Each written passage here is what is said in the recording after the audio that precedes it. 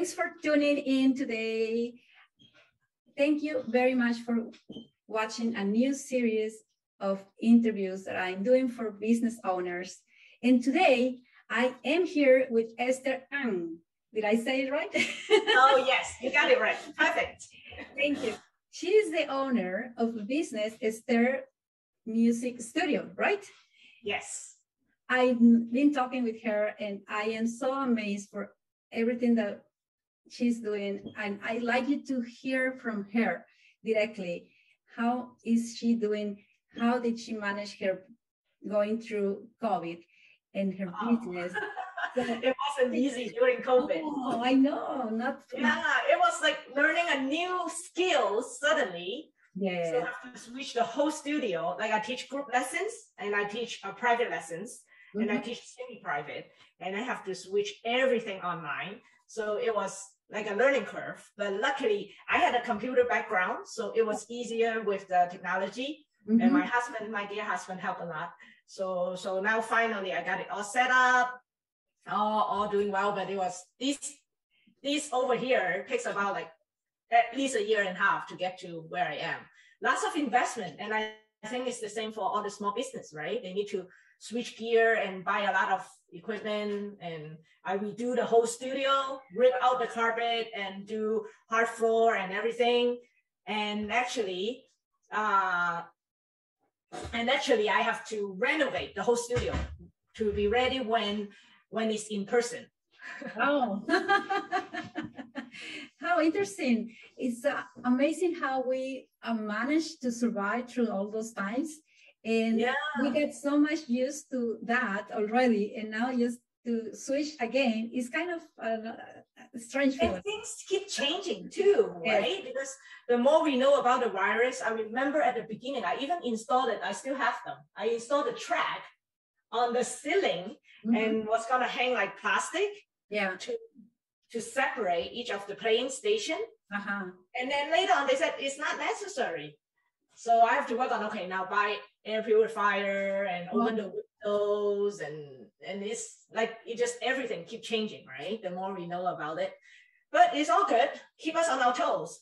That's amazing how humans, we have to adapt to so many different things, and businesses have to adapt as well, like you did. Amazing. A piano teacher.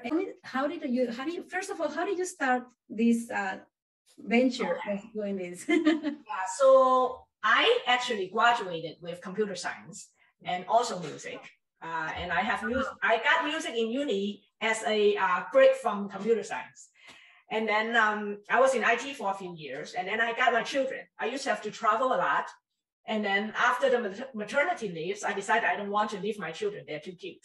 I got two. Okay. Yes.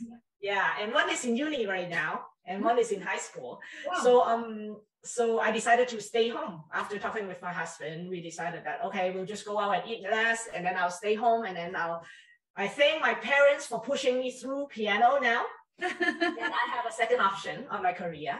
And that's when I start teaching piano. But at the beginning, just like any new business owner, I learned it the hard way. I drove to the students, or I also teach from home.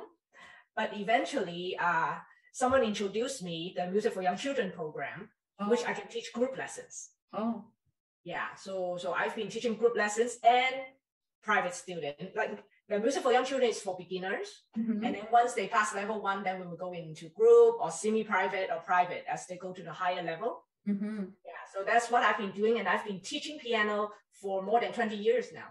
Wow, you look like 20 years young. I guess it's part of the good thing about hanging out with children, keeps you young.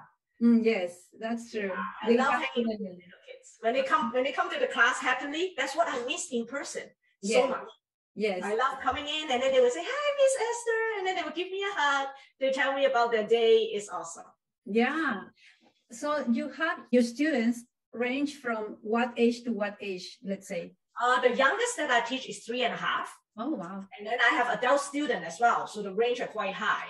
Now, one of the things that I like is that I use the Music for Young Children program. So it built a very strong foundation, not just playing piano, but teach them composing, teach them so they write their first song at 3 years old. You do that? And I teach them harmonizing. So that means if they hear a song on YouTube or on TV that they like, they can play it by ear and then harmonize with the left hand. Oh, wow. So one of my goals is to make the piano as a toy for them. Instead of just playing the song that I taught them, and then it's more like a chore or homework, that they can actually use it to play songs that they like. You know, so it's not only the piano lessons that they go and sit with you, or they do it in different, you do it in different ways kind of. So on top of just teaching the conservatory way, just for exam, which I don't buy, like for me, I think is to instill a lifelong love of music. That's my goal. Like, because when I was young, I had plenty of friends who finished the program, and then they don't even want a piano in their home, which is a shame. Like, parents spend so much money, and then they don't enjoy music at the end. So I want to give them the tools at the very beginning of their music journey. This way they can start playing by ear and then playing songs that they like. Even in the summer when they are taking a break sometimes, like I have students who take summer break, they will still go on the piano because it's a toy to them. Like, it's something that they can do. I tell the student, the parents, actually leave the cover of the piano open all the time. Who cares about dust? Leave it open so the kids can go in and play anytime they like. And it's like on my piano upstairs. My kids just walk through the hallway, they see the piano, then they just start ding, ding, ding, ding, ding, and play their thing, and then they walk to their room. Right? So it's something that they enjoy doing. And I have to learn it the hard way, because when I was young, there was no Music for Young Children program. There's no teacher who would taught any other way. And then I was there too. I used to go to my piano lessons when I was a little girl. No, not many people know this, but I know what you're talking about. I had to do my da da da da da da da da da. Right. I mean, it's important still, just like any sport that you need to work on your basic. But I learned how to play by ear and chords, and the chording, like just playing for fun, like people in a party, they ask you to play a song and just play it. And I learned it when I was in high school playing in a rock band in the garage. I have to figure it out myself to link all the theory and all the playing and apply it finally. But a lot of students doesn't get that when they go through the conservatory program, that is not built for real application. I see what you mean. It is very complementary to get the student to enjoy. Exactly. And not to see it only as a chore that they have to go and home and do it. It's like cooking. Like, you can always cook with a recipe, but to a real lover, I mean, people who love cooking, they don't look at recipe. They kind of, from experience, they know what each ingredient is supposed to do and how they react with each other. And then they make wonderful meals without the recipe. Because they're actually creator. And that's what I want to teach my students, is that they learn how to compose. They know why the songs are composed this way. They know how to harmonize. So if they, for example, can play a very simple song, right? Like Jingle Bell. If they can figure out the notes by ear, then they have the tools in the left hand to just add the harmony without the music. Now that's the beginner level, right? Then eventually, then they can do all kinds of things with the left hand that I'll teach them.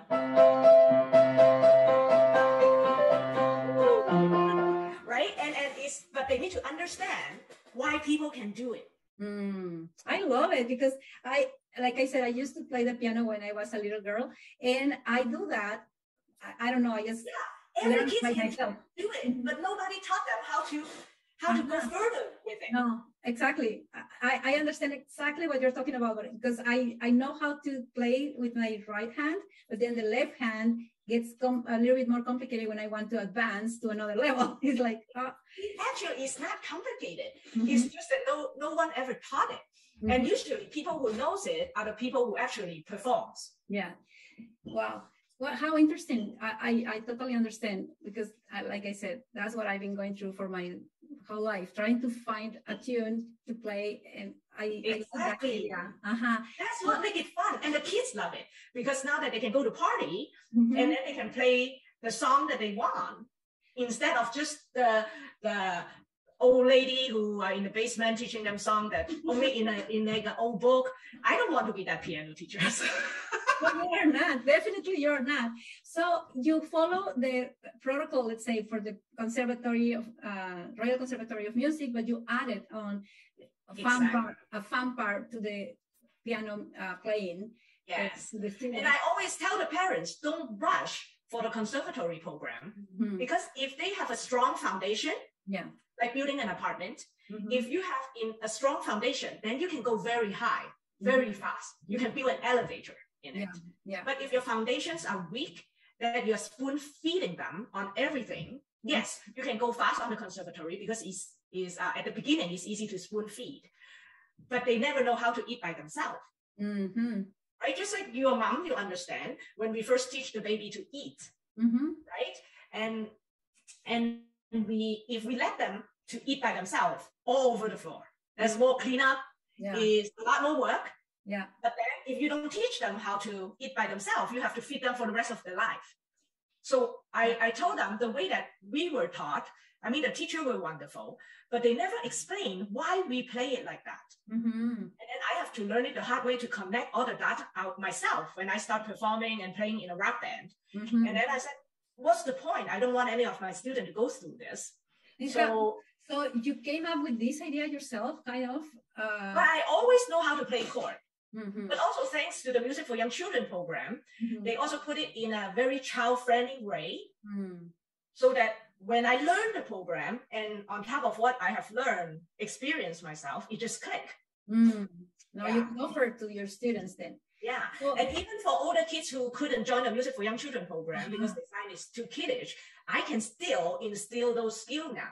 For adults like me that I love piano, I've been talking. I have a piano at home, and nice. And definitely, I have a few adult students who. Well, I have one that used to come to me for classical. I mean, he only wants to play the Chaplin and the Chopin, which is totally fine. As an adult, you learn music for your enjoyment, and you come with a purpose, right? But I have other adult students who come to me for learning how to harmonize. Learn how to play by ears, learn to be the life of the party, right?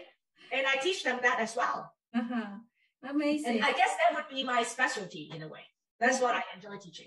Yeah, it looks like the universe wants me to play piano, because I've been talking about, I want to go back to play piano, but I, like many people, is afraid of in their adulthood going to piano lessons, because they, like, I think that's what I am feeling. I think, oh, I have to go through learning again, all of it, like small child again. When I was playing for so long, I probably don't remember everything. I don't think I will, but just the enjoyment of playing the piano, I miss it. Exactly. And I think I do love teaching adult students because they know what they're paying for, and they are not forced by the parents to come learn piano, and they actually would practice more, and then they will listen to you more, and it's fun. It's like a social gathering. It's awesome. So are you back to presence in person? Yes. I did. I tried it for 2 weeks, then I got COVID, unfortunately. so I had paused it for now until the end of the school years, and then in the summer and September I'm going to start in person again. And how do you? I'm curious. How do you do then online for piano? How did that? It works. I mean, I play for you and you can hear really well. And usually for the student, they need 2 devices, like one to see me face to face, so we can actually converse. And then another one is like on the side, like have a clip from Dollarama or Amazon, and then it will face toward the keyboard. This way I can see the hands. Oh, beautiful. Okay. Yeah, and it works perfectly. Now, I don't use Zoom to teach because it's not best musically. Because how you know when you talk and when I talk, I chop you off. Like it's not for simultaneous conversations. So I use another software which is built more for music. It works well. It works well. Oh wow! Sounds good. And one of the good things from COVID that I started teaching international students. Oh wow! So you are now kind of growing the business internationally. You're into that now. That's amazing. Like, who could have ever thought? Exactly. Of how expansion could be done in this. Yeah, it's amazing. I teach a student all the way in London now, London, England. Oh my goodness. I'm hoping that I can expand that part. Eventually. Wow. Is there any let's say, program that you'd like to share with us for the summer, or something that you are preparing for this year that you'd like to share with us? Any special program that you may have? Well, I've been doing this for a long time. I enjoy and love what I'm doing. Mm-hmm. And September, we're going to start in person again. Okay. But I do want to expand my daytime classes and my online studio. Okay. And for example, I love the time difference in England, because this way I can teach more daytime classes. They're 5 hours behind us. Yes. That's something that I want to work on to expand that side of the business, because my evening hours are all filled up. Mm-hmm. That's interesting. So now we have to tell the world that you're open for business anywhere in the world. So yes. Actually, in the summer, I'll be traveling. I'm traveling back to Hong Kong for a family emergency, and my classes are continuing. Wow. That is amazing. I really enjoy talking with you, Esther. I am so looking forward to be with you, sitting in person, playing some music, or at least to start my new lessons with you soon. We'll have that in my to-do list for this year, because I truly miss that, and I think I found what I needed to start. It's fun. It's so good for the brain. Mm-hmm. The 5 minute scale and the left-right coordination, it keeps our brain young for sure. And for relaxation and meditation stage, right? It's something that breaks our mundane day. Yeah, exactly. Well, I want to thank you for taking the time, even though we had a little bit of interruption in the beginning for the technologies that we had. Oh, thank you. It was so fun chatting with you. Time for waiting and for sharing all these new things that how you are doing, and how you can motivate other business owners that it is possible actually to move, to adapt, to have a better way of helping customers around the world. Definitely. Congratulations for all those achievements. I am very impressed. And I just want to say also thank you to our viewers for watching this episode. I hope you enjoy it. And if any of you have a business that like to have featured, and share with us all of the new things that you are doing, please feel free to get in touch with me today. I'm Lucila Padilla, real estate agent with iPro Realty. And remember to shop local. Esther is located in Mississauga. It's not far from us, but even if you are far from us, you know now that she is very helpful for you too. Thanks to technology, yes. And also, I wanted to share very quick with everybody about the website that we have. This is Esther's website, and I love the yellow, it's so vibrant. So if anyone has any questions, feel free to contact her directly. There is information in her website, but also in her Facebook page. She has information that you might find very useful. All of her information is right here. And I hope you enjoyed this episode. I enjoyed it so much. It opened my mind to new things. I look forward to meet you in person, Esther. Yes, definitely.